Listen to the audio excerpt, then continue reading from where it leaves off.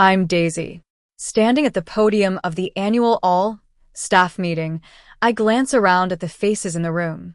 Luis, the security guard, gives me a small salute from the back. I take a deep breath and begin to speak. 6 months ago, I was cornered in a glass conference room. My boss, Ryan Harris, slid a resignation letter across the table and said, "Sign this now, or I'll make sure you never work in this industry again." His knuckles turned white as he pushed the paper, and his fingers spread like pale spiders on the edge of the document. The room felt like it was closing in on me with each shallow breath. "Your performance hasn't met expectations. We both know this is for the best," he whispered, so the passing employees wouldn't hear. 3 years of hard work flashed through my mind. The countless late nights, the weekends I sacrificed, and the ideas he'd stolen in executive meetings. After I'd questioned the strange transactions in last quarter's reports, this was his ambush. I picked up the pen and my vision narrowed. The resignation letter blurred before me, but the words, "voluntary resignation," were crystal clear. I looked at Ryan's triumphant expression and the security guard lingering outside the door, and I made my decision. What he didn't know was that I'd been preparing for this moment. I'm from a small coastal town. My parents were fishermen. My father was a man of few words, but full of wisdom. He'd say, "Pay attention to the tides. A small change can lead to a big difference." This became my life philosophy, to notice the details others overlooked. I graduated from a local university with a master's degree in finance and a certification in forensic accounting, which I earned through evening courses. I'm known for being meticulous, almost obsessive about details. I code my filing system and can spot a numerical discrepancy in an instant. 4 years ago, I joined Oceanic Enterprises. The company was expanding rapidly, opening new branches across the country. The CEO, Ava Reed, had a reputation for innovation and fairness.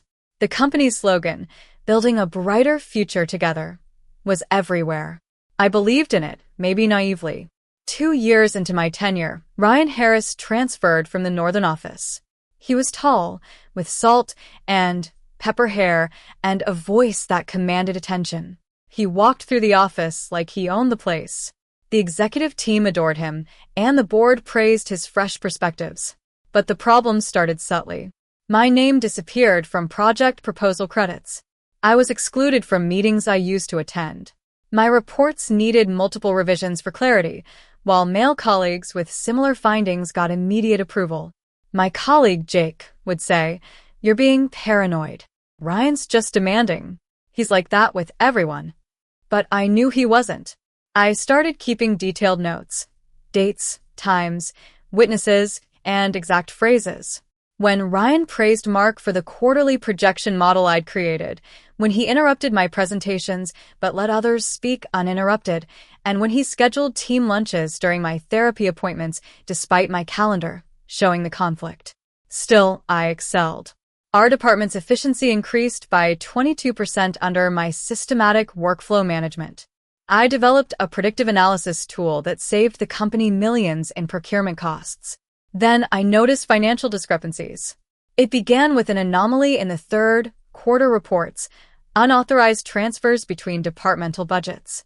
Small amounts that could be easily overlooked, but they followed a pattern. I cross-referenced past quarters and found similar irregularities dating back to Ryan's arrival. "These transactions need an explanation," I said during our one-on-one meeting, sliding the highlighted printouts across his desk.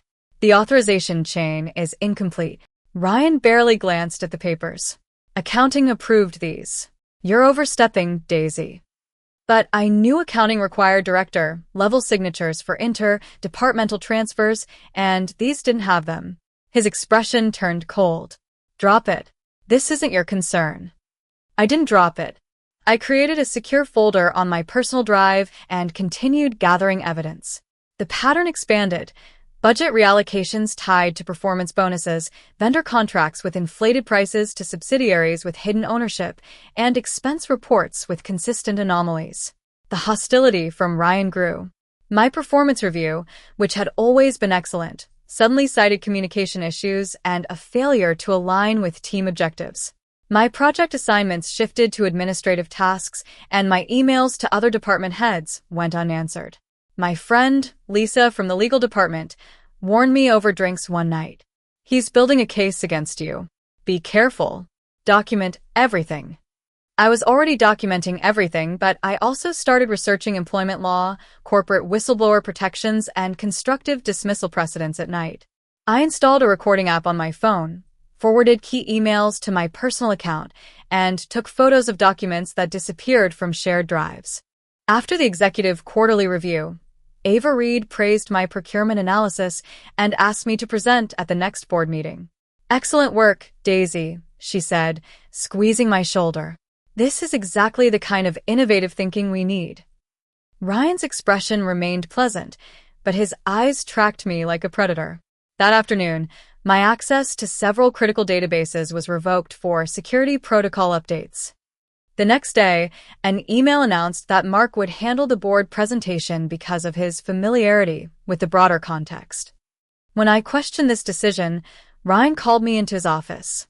"Your attitude has become problematic," he said, closing the door. "Several colleagues have expressed concerns about your collaborative abilities." "Which colleagues?" I asked. "I'd like to address their concerns directly." "That's not appropriate. This is a pattern, Daisy. First, the unfounded accusations about financial irregularities. Now, this insubordination." "Asking for clarification isn't insubordination," I replied. He leaned forward. "Let me be clear. Your position here is becoming tenuous. I recommend focusing on improving your performance rather than questioning management decisions."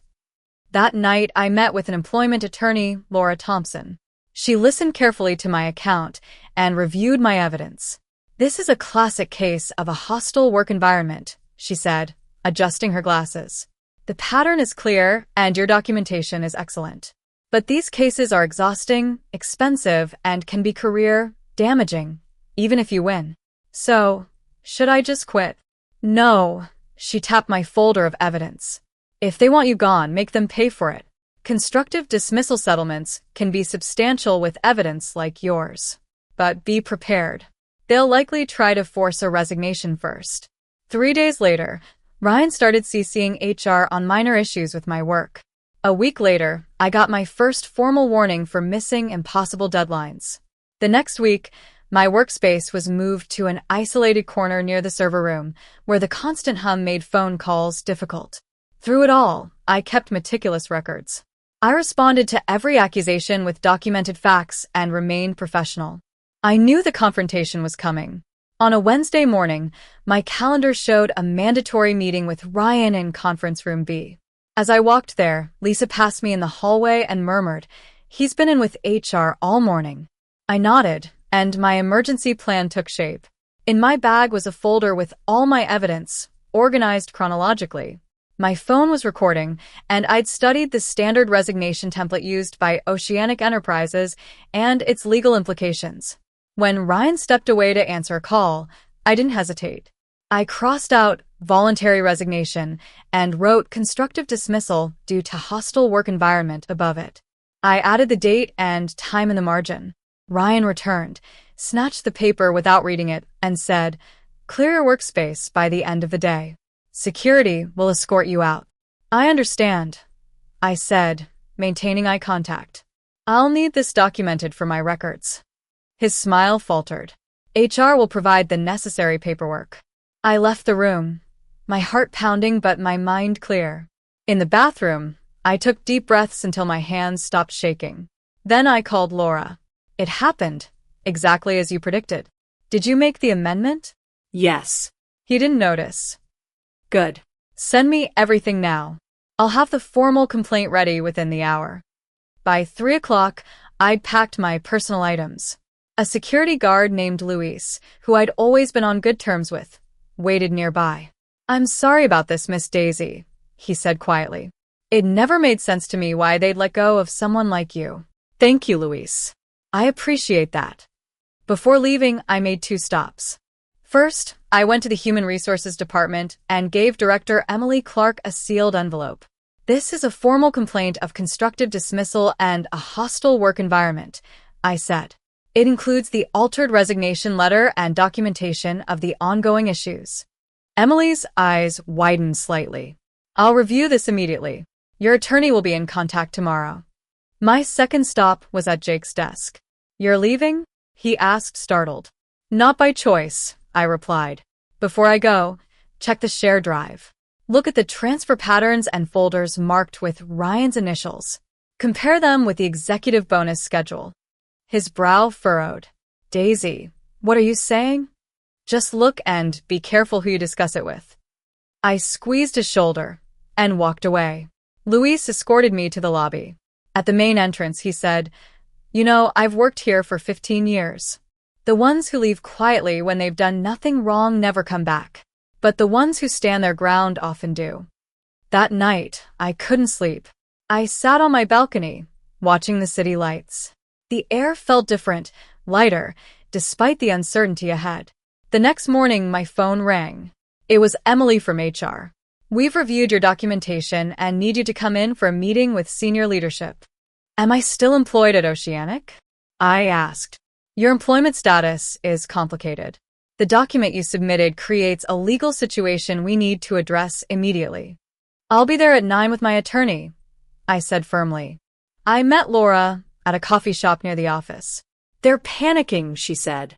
I got 3 calls from their legal department last night. Your documentation is exceptional. They'll try to minimize the situation, offer settlements with confidentiality clauses, and isolate Ryan's behavior from company liability. Our position is simple. The company enabled a hostile work environment through negligence. We have evidence of both the hostility and the financial improprieties.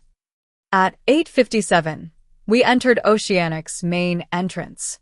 Luis was at the security desk. MS. Daisy, didn't expect to see you back so soon, he said. Circumstances change, I replied. In the elevator, Laura reviewed our strategy. Let them speak first. We need to understand their position before showing our full hand. On the 14th floor, the reception area was busy. Assistants rushed around with files. I saw Jake and Lisa talking, looking pale and serious. When Jake saw me, he gave me a nod. Emily greeted us and led us into the conference room. Ava Reed was there, flanked by the company's general counsel and chief operating officer. Ryan was conspicuously absent. MS. Daisy, we've reviewed your complaint and supporting documentation.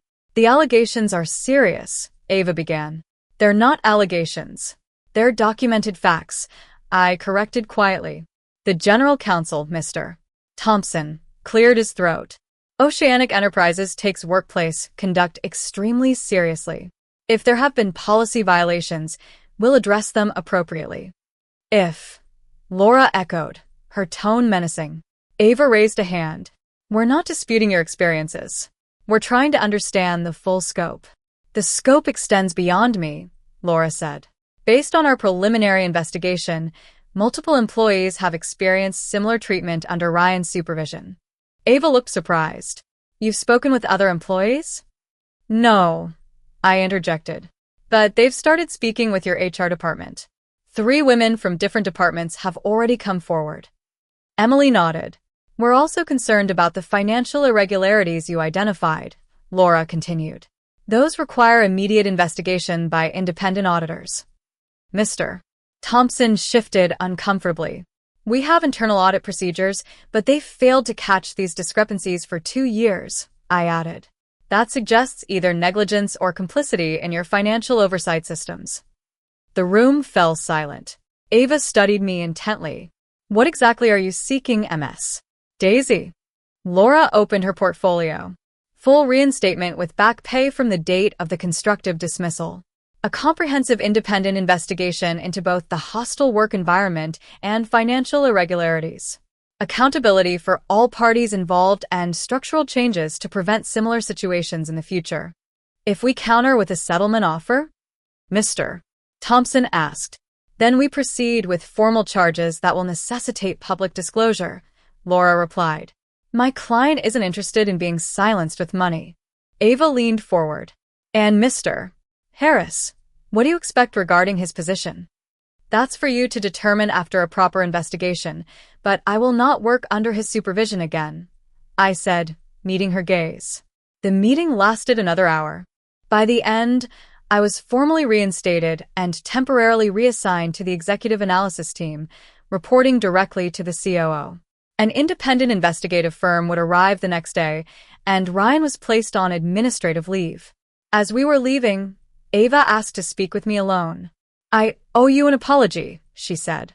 "I pride myself on building an ethical company, but I failed to see what was happening in your department. Hierarchies can create blind spots. Even for the most well-intentioned leaders," I replied. She asked about the extent of the financial discrepancies.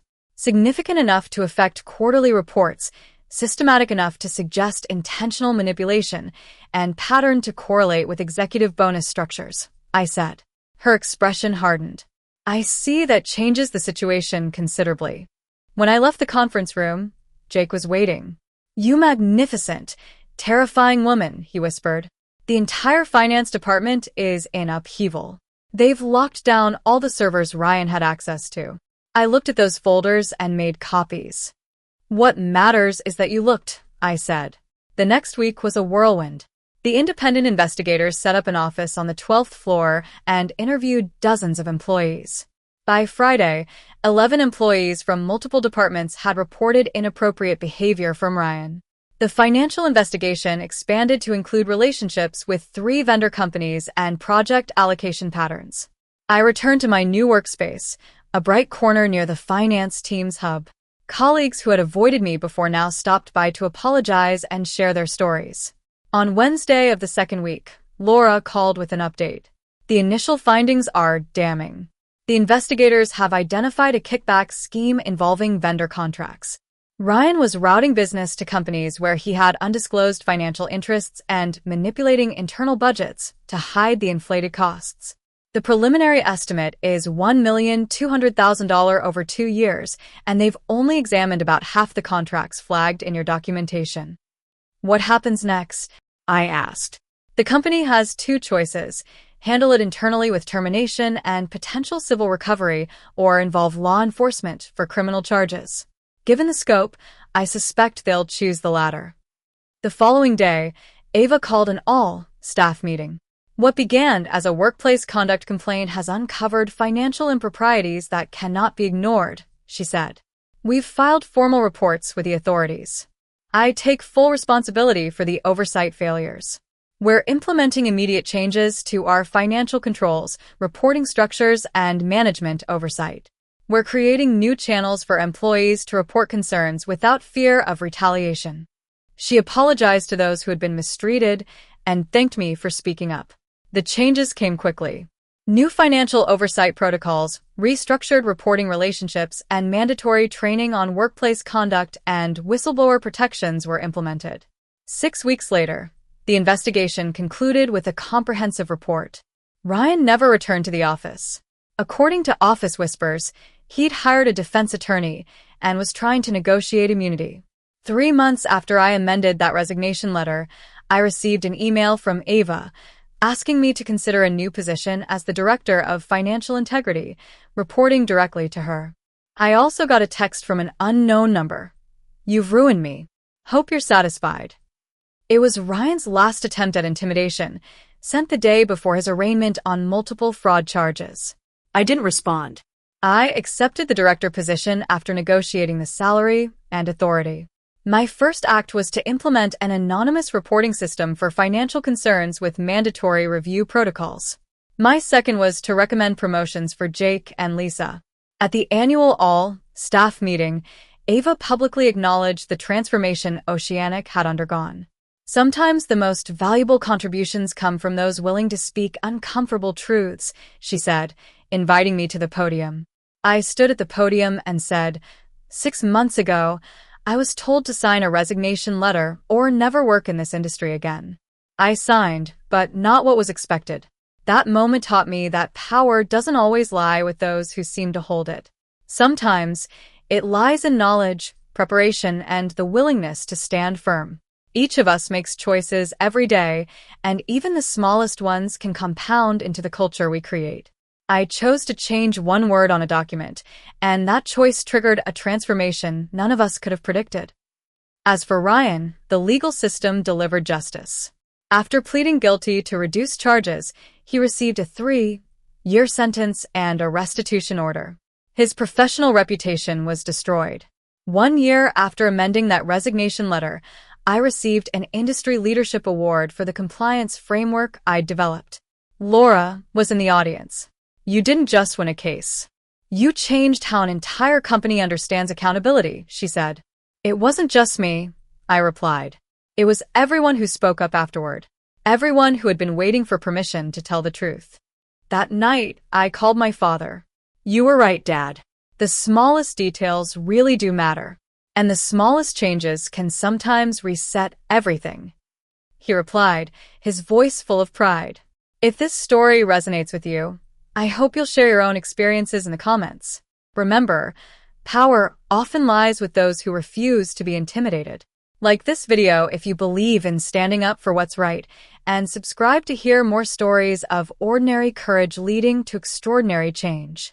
Because sometimes, the most important signature isn't on a resignation letter. It's on the decision to trust your own worth enough to defend it.